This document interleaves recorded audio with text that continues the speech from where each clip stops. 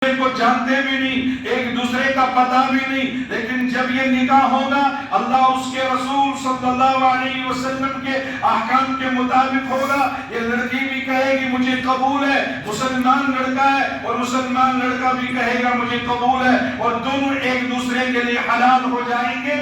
یہ کب ہوگا؟ جب یہ نکاح کی مجلس آراستہ ہو۔ تو اس لیے نکاح عبادت ہے اور اس کو عبادت سمجھنا چاہیے۔ میں اس مجلس میں بیٹھا ہوں ادب و احترام کی رعایت کے ساتھ اور تمام آداب کو ملحوظ نظر رکھ کر، میں بیکار نہیں ہوں، میں بیکار نہیں بیٹھا ہوں بلکہ میں عبادت میں ہوں، اور اس لیے اس مجلس کو بڑی تقدس کی نگاہ سے مسلمان دیکھے۔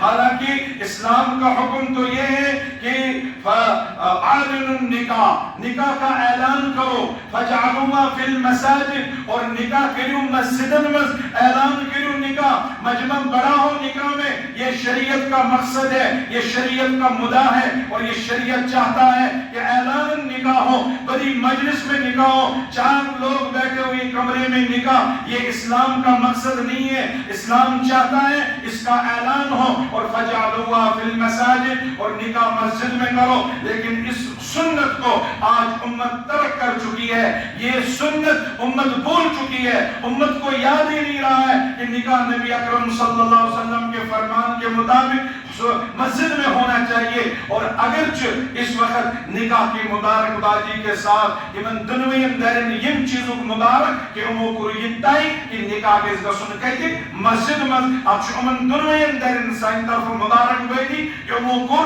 یہ سطح پر ملکمو نیومیمو، اور یہ نیومو یہ فصل کہ نکاح کے گسن مسجد میں سنت مطابق، یہ بہت بڑا عمل ہے اور یہی ہم سب کو کرنا چاہیے۔ تو نبی اکرم صلی اللہ علیہ وسلم نے فرمان مطابق فجعلوها فی المساجد، اور مسلمان جو ونینی تمس یس یم وقت اسلامک حکم سمجھن وولاس، قرآنک حکم کیا چھے، خدا سن حکم کیا چھے، اگر خوشی چھے ام وقت کیا چھے میں خدا فرماوا، اللہ تعالیٰ بچین خبیرون معاون چھے ام وقت کیا چھے میں خدای فرماوا۔ یہ جاننا، یہ سمجھنا یہ اصل مسلمانیت ہے۔ اور قرآن کریم اس مستشی بیان آمود کرنا کہ خدای کرنو بھی کود کم خطر،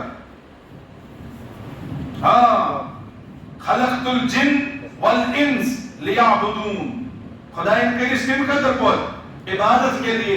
امام جلال الدین سیوطی رحمت اللہ علیہ شاہد تشریح کرا پنی تفسیر مزدپاچے لیعرفون، لیکن خدا سبحانہ ان ملک کو تاکہ تم پہچانو